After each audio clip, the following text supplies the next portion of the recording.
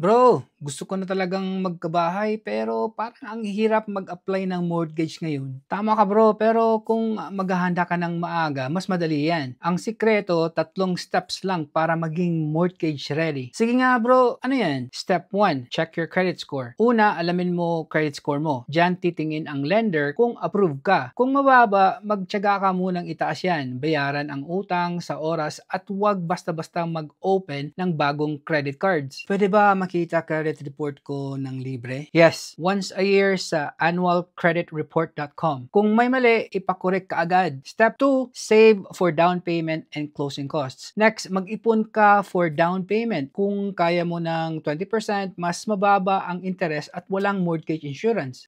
Paano kung wala pa akong ganun kalaki? Okay lang, may options like FHA loans, 3.5% lang ang minimum down. Kung military ka, VA loan, may zero down pa. At huwag kalimutan ang closing costs. Nasa 2 to 5% ng purchase price yan. Bro, paano ko malalaman kung magkano ang kaya ko talagang bilhin? Step 3, know your buying power. Gamitin mo ang debt to income ratio. Kadalasan, dapat hindi lalampas ng 36% ng income mo ang lahat ng utang mo, kasama ang mortgage. Pwede ka rin gumamit ng affordability calculator online, pero best pa rin magpa-pre-approve sa lender. Grabe, dami palang dapat i-consider. Buti na lang tinanong kita. Kaya nga ako nandito. Kung gusto mong malaman kung ready ka na, message mo ako. Ako na bahala sa guidance, referrals, at strategy mo para makuha mo ang bahay na gusto mo. Handa ka na ba para sa first home mo? Message Merloni Pedrosa for your free mortgage prep checklist and lender referral today.